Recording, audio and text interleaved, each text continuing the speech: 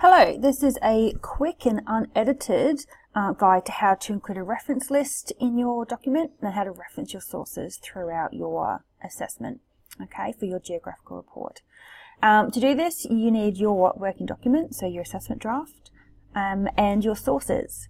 You can do this one at a time as you find them and you want to use them. You can do it all at once. I like to get my sources all organised first, and then I like to list them all first.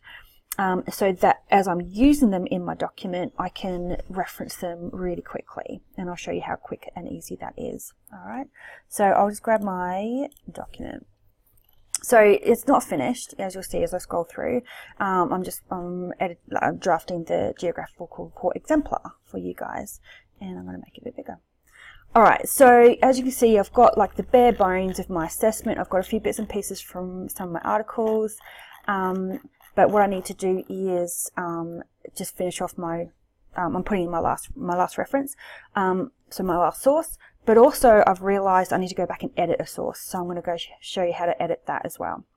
All right, so we're all up in this reference area up here. So in your tabs, references, okay, all up in here. So what I've done first is we want to be in Harvard style. These are all different types of styles, so the way that your reference list and your author and date and everything is shown is kind of different for these different styles. We use Harvard at school. I've always used Harvard. I've used Harvard at both my universities that I went to, but I know that different subjects and different departments in different places use different styles. If you select it here in your Word document, it does all that work for you. You don't have to worry about it. All right. The other thing I've did is I put myself in a reference list. You can call it bibliography, you can call it works cited, but this is our terminology, so references. So this actually comes up at the very bottom of my, here we go, at the bottom of my document, my unfinished document, as you can see. And what it gives me is this little editable list. So as I am plugging in, like typing in my different references that I'll show you in a second, this updates and puts everything in the right order. And I don't have to worry about it. It's already done. All right. So I'm going to show you how to put those in. So you can do it two ways. If you like to put in your references as you go, so like I've just used some information from an article, I'm going to reference it straight away. You can do it this way. You can go insert citation. You can see these are all the articles I've already listed. So I could click on any of these. I'll just make one up here. I'm going to use, so I can just, I'll just use any. So I can click on it and it gives me my reference straight away in the right format. Okay. You can also go and add a new source in this way, and it gives you this whole data entry field, and you can sort of close it and expand as much as you like. You can put it in that way. I do put it in that way because I like to actually put in my references as I use them, so I quite like doing it this way. But if you go into manage sources, it's the same sort of thing, but these are all the ones I've already listed. These are the ones I've already cited. What I want to do is put in a new one. So as you can see, it's the same field. And again, you can expand or subtract the fields. It's really important you click the right type of source because it gives you different information to fill in, and it sets it out the right way according to what it is. So this could be a book chapter, like for the textbook chapter.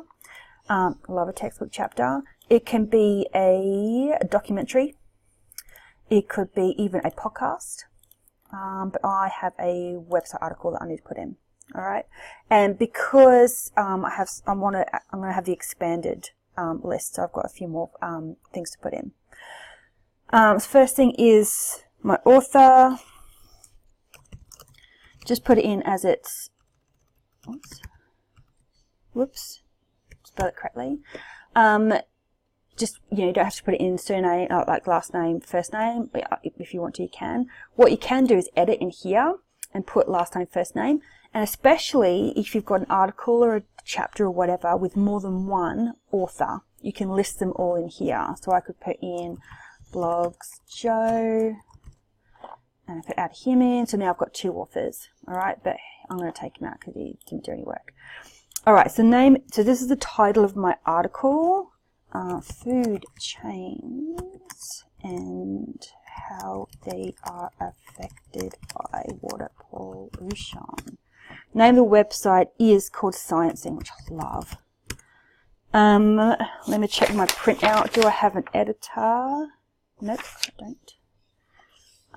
Don't need that. Yeah, got a date here, 2018, nice and current. I have a month and a day.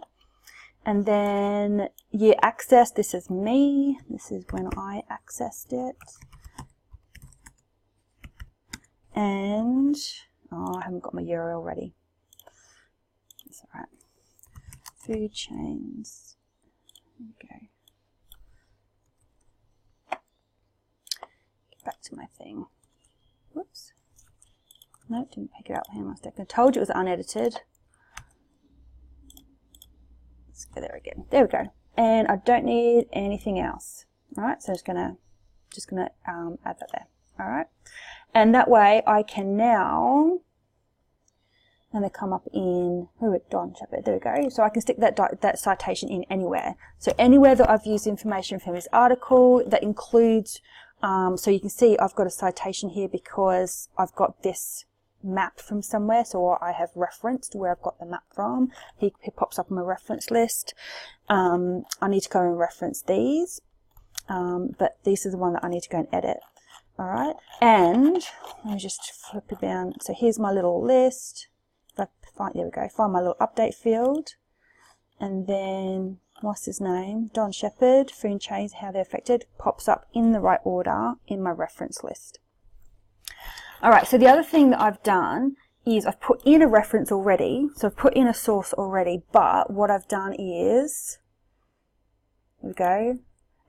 This is the one I put in before. I want to use it, but then I've realized there's a second author and I hadn't realized. So I need to go and edit. And this is where this second author thing comes in. It's super handy. So what I need to do is actually just type in the second author's name. Oops. Yep. Nope. That's not right. Patty Art. Whoops. Nope. It's a hard name. Hang on a second. Hariachi Shirtha.